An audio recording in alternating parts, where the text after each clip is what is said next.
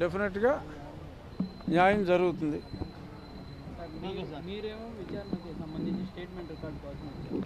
ప్రభావతి గారు వాళ్ళ హస్బెండ్ కూడా సేమ్ కోర్టు దగ్గరికి వచ్చి మీడియా వాళ్ళతో చాలా మంది మాట్లాడారు. మా ప్రభావతికి ఏం తెలియదు అన్నాడా? అవార్డులు అవన్నీ మీరు చూశారు కదా, కనీసం ఆ ముందు జరిగినటువంటి స్టేట్మెంట్లు ఆధారాలు ఇన్నున్నా కూడా కావాలని తప్పుదారి పట్టిస్తున్నారని కూడా ఆయన మాట్లాడుతున్నారు. ప్రభావతి రిపోర్ట్లు మార్చింది అన్నదే నిజమమ్మా. ఆవిడ పేరు ప్రభావతి అన్నది ఎంత నిజమో, ఆవిడ రిపోర్ట్లు మార్చింది అన్నది అంతకన్నా నిజం. అసలు సింపుల్గా ఒకటి చెప్తా, ప్రభావతిని హైకోర్టు వాళ్ళు నన్ను అరెస్ట్ చేసిన మే 14 తీసుకొచ్చి కొట్టారు కదా, 16వ తారీఖు మధ్యాహ్నం 12 గంటలకు రిపోర్ట్ ఇవ్వమన్నారు. 12 గంటలకు రిపోర్ట్ ఇవ్వమంటే ఈ పోలీసు వాడు అప్పుడు దిలీప్ కుమార్ అని ఎవడో ఉన్నాడు, ఎయిడ్స్ వచ్చి వచ్చాడు.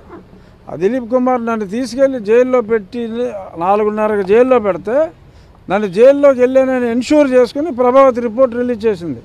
అప్పుడు కోర్టుకు వెళ్ళింది రిపోర్టు. 12 గంటలకు హైకోర్టు ఇమ్మంటే నన్ను ఇంకొక హాస్పిటల్కి తీసుకెళ్ళమంటే రమేష్ హాస్పిటల్కి తీసుకెళ్లకుండా డైరెక్ట్గా జైల్లో పెట్టి ఆ తర్వాత కోర్టులో రిపోర్ట్ ఇచ్చారు.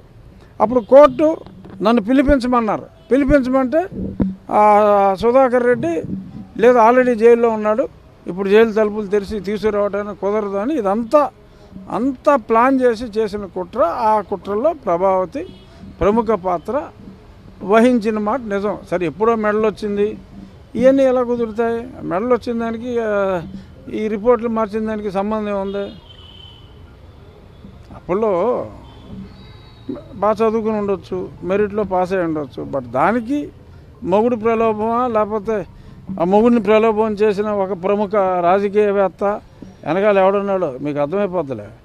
సో ఎవడు వెనకాల ఉండి ఇన్ఫ్లుయెన్స్ చేశాడో తెలుసు, బట్ ఓపెన్గా పేర్లు చెప్తే ఇప్పుడు బాగోదు.